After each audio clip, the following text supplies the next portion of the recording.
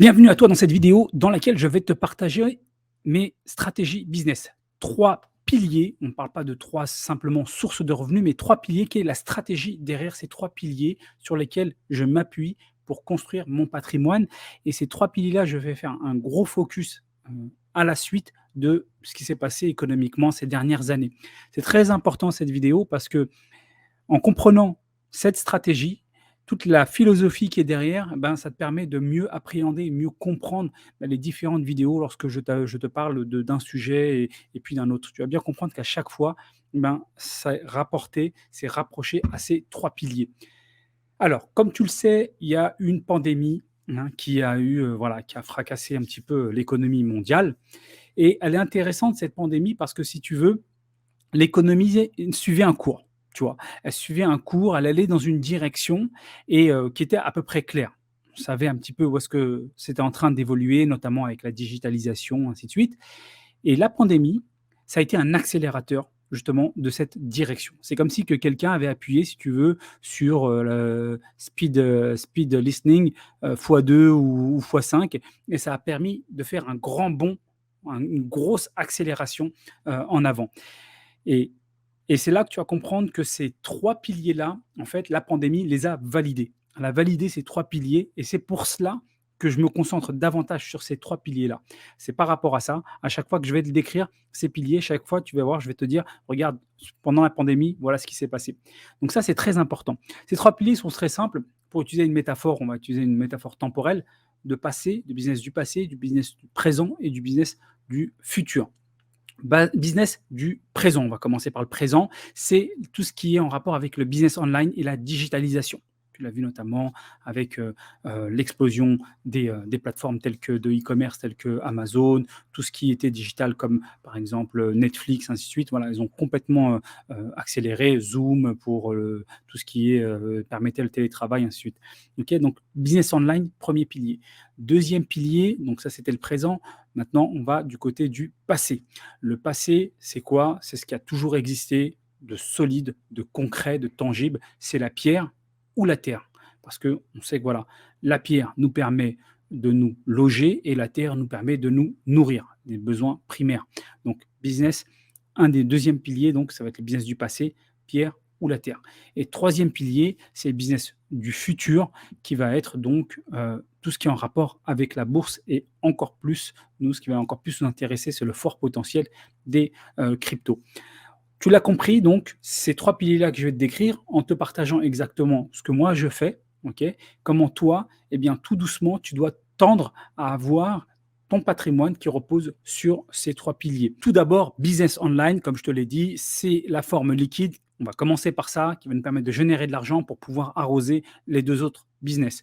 Alors, qu'est-ce que dit le test de la pandémie? Eh ben, tout simplement, c'est que, les plateformes d'e-commerce, par exemple, comme Amazon ou Cdiscount, toutes les services online ont littéralement explosé. OK? Donc ça a été validé par la pandémie. C'est ce qui prouve bien qu'on doit encore plus se diriger vers la digitalisation. Tu le sais, sur cette chaîne, il y a de cela depuis 3 ans, j'insiste beaucoup. Je dis business traditionnel, grand format, fini. Depuis le début, depuis 3 ans, je dis: «On ne fait pas ça, on arrête de faire ça». On part soit dans la digitalisation, soit dans des petits formats. OK? On va pouvoir automatiser, notamment, par exemple, pour la restauration. Les petits restaurants ont bien marché pendant la pandémie. Ils ont pu, récupérer d'ailleurs, une partie du business des restos, traditionnels, effectivement. Là, avec la pandémie, j'ai envie de dire, plus on va avancer et plus on va devoir encore plus digitaliser ces différents business. OK? Donc business online validé par le test de la pandémie. Ça, c'est le premier point. Donc pour ma part, qu'est-ce que je vais, concrètement appliquer? Ce que je vais faire? Bah, ça va être du coaching, ça va être de l'Amazon. D'ailleurs, c'est, aussi grâce à toi, qui m'a relancé beaucoup sur l'Amazon, où je me suis lancé.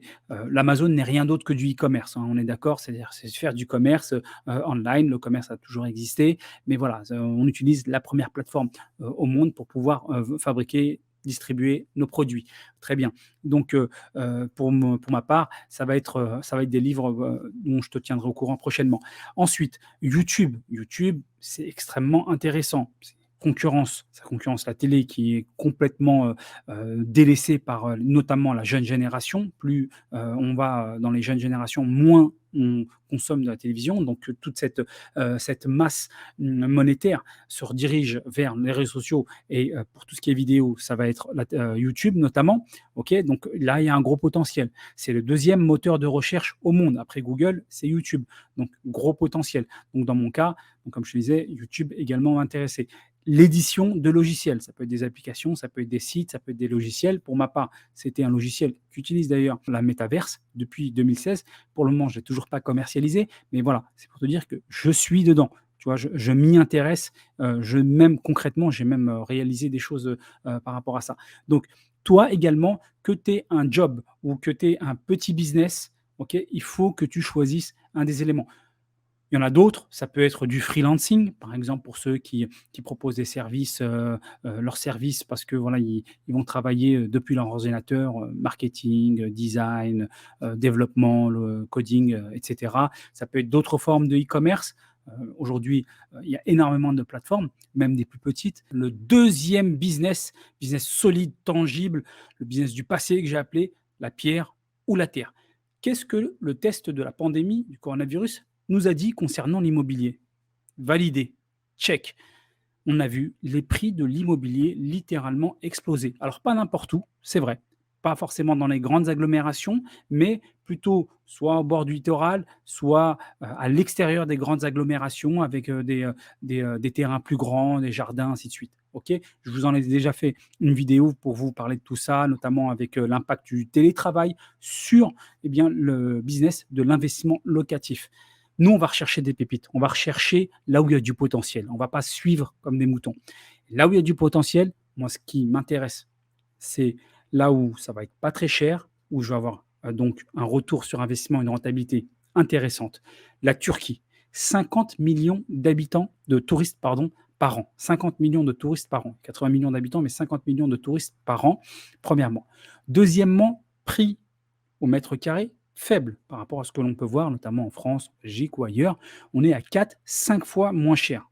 OK? Alors que la location, le prix de la location, on va louer à 40, 50, 60, 70, on peut voir même des prix à 100 euros la nuitée. Donc ça signifie quoi? On a un prix qui est moins cher à l'achat, on a un coût de location qui est à peu près équivalent. Bien sûr, il faut toujours comparer à peu près la même chose, mais tu peux trouver sur Airbnb sans problème dans la région d'Antalya notamment, certainement également dans Istanbul, des prix à la nuitée pour l'équivalent de 60 carrés, 40-50 € et après ça peut monter en fonction des différents services et de la qualité, de l'appartement naturellement. Donc tu comprends bien que tu as un coût qui est grosso modo assez proche, au niveau de la location. Par contre, le coût de fabrication, le coût d'achat est beaucoup plus faible, donc rentabilité plus intéressante. Alors certains diront: «Oui, mais l'économie». Alors c'est vrai que l'autre point positif, c'est que tu as une monnaie qui se dévalorise. Malheureusement pour le peuple turc qui en souffre, dû à une inflation galopante, c'est indiscutable, mais le meilleur moyen de soutenir l'économie turque et quelque part d'être solidaire avec le peuple turc, extrêmement d'ailleurs généreux et travailleur au passage, c'est justement d'investir. Ça, c'est un point, c'est pas démagogique de le dire, mais clairement, en investissant, tu apportes des capitaux étrangers. C'est un des objectifs d'ailleurs dans la stratégie de la politique turque. Maintenant, on pourrait dire oui, mais donc ça signifie que l'économie est pas bonne et qu'on pourrait le comparer éventuellement même avec le Venezuela, comme j'ai pu l'entendre. La Turquie, attention, Turquie, c'est fait partie des 20 puissances économiques mondiales. On parle d'une économie qui est très puissante. On ne parle pas d'un petit pays du tiers-monde. OK? Pendant la pandémie, durant la pandémie, c'est l'un des seuls pays à avoir un taux de croissance de son PIB positif. Je répète, l'un des seuls pays au monde qui a eu un taux de croissance de son PIB, donc de sa production intérieure, positive, c'est la Turquie, un des seuls. Donc non, ce n'est pas un pays, lambda, du tiers-monde, ainsi de suite. Il y a une économie qui est très puissante, il y a des structures, il y a des vrais piliers dans son économie. OK? Donc, il ne faut pas tout mélanger. Par contre, en revanche, effectivement, il y a une opportunité intéressante. Alors, bien sûr, certains diront: «Oui, mais c'est peut-être risqué». Il n'y a pas d'investissement rentable ou extrêmement rentable sans avec 0 risque. Ça n'existe pas. OK? Donc ça va être un point, moi, personnellement, sur lequel, je m'y intéresse énormément, OK? Et si tu es intéressé également, par l'investissement locatif en Turquie, je te mets un lien, qui va apparaître en bas et également en haut. Tu pourras t'inscrire sur la newsletter pour être informé. Ensuite, la terre. Alors la terre, ça peut surprendre. Pourquoi, l'agriculture? Pourquoi s'y intéresser? Parce que la pierre nous permet de nous loger, la terre nous permet de nous nourrir. C'est extrêmement important. Cette terre manque. On est à un moment de de notre époque où, la population augmente continuellement. La terre, j'ai envie de dire, presque diminue parce qu'avec, la surutilisation, notamment des pesticides, ainsi de suite, on arrive à avoir des terres, qui sont de moins en moins fertiles, OK? Alors que nos besoins augmentent. Donc ça signifie forcément que, les terres qui vont être disponibles, ben, leur valeur va également augmenter et c'est pas pour rien que la Chine s'intéresse particulièrement en Afrique, rachète même des terres en Afrique, en contrepartie de dettes d'États, OK? Donc cette terre va augmenter, va prendre de la valeur. Donc on va s'y intéresser. Comme on est d'origine du Maghreb, encore plus au Maghreb, selon, chacun, nos pays respectifs, on va acheter cette terre pour, eh bien, avoir une terre fertile qui va pouvoir produire de l'alimentation. Donc ça, c'est un point important. Alors en termes de business passé, on pourrait rajouter également l'or. À mon sens, c'est un peu trop défensif, c'est vraiment le scénario catastrophe où l'or devient intéressant. Oui, ça reste rentable, mais moins rentable que les 2 premiers qu'on vient de dire, c'est-à-dire la terre et la pierre. Pour moi, l'or aujourd'hui, j'utilise comme moyen, en fait, d'offrir des cadeaux plutôt que d'acheter, des choses de marques de luxe et enrichir des milliardaires avec des produits, en plastique et fabriqués, en Chine. Eh bien, je vais, plutôt offrir, de l'or, OK? Au moins, ça prend de la valeur par la suite. Donc voilà pour moi, le pilier du passé, le pilier du business solide, pierre et la terre. Et enfin, le troisième pilier, le pilier business du futur, la forme un peu plus gazeuse, un peu plus virtuelle, c'est la bourse et plus particulièrement, parce que comme je te l'ai dit, on s'intéresse plutôt toujours au fort potentiel, c'est les cryptos. On l'a vu, depuis encore plus, la pandémie, on est en bull run, c'est-à-dire en marché haussier avec des cryptos qui ont fait des fois, 200, fois 500 et j'en passe. Vraiment, c'est complètement, l'explosion sur certaines cryptos. Donc clairement, on va, pour moi, s'intéresser et dans des domaines même particuliers à ces cryptos. Par exemple, les protocoles. Donc on a le protocole Ethereum qui a effectivement qui a un gros potentiel, qui est extrêmement utilisé, mais qui a des coûts, élevés. Donc il y a également Solana, Avax, pour en citer quelques-uns, hein, bien sûr. On va s'intéresser également à tout ce qui est en rapport avec la métaverse, qui est selon moi une révolution dans le social media. C'est pour ça que, Facebook s'y est engouffré rapidement. Mais pas seulement que dans les réseaux sociaux, il y a également dans l'immobilier et dans tout un tas d'autres domaines. La métaverse est vraiment une révolution et on a des cryptos comme Mana, Sand, dont on en a déjà parlé, NJ, Block et j'en passe. Donc, il y a vraiment des domaines, des secteurs, qui s'appuient donc sur la blockchain, qui sont extrêmement intéressants et qui sont le futur et il faut absolument pas passer à côté, selon moi. OK?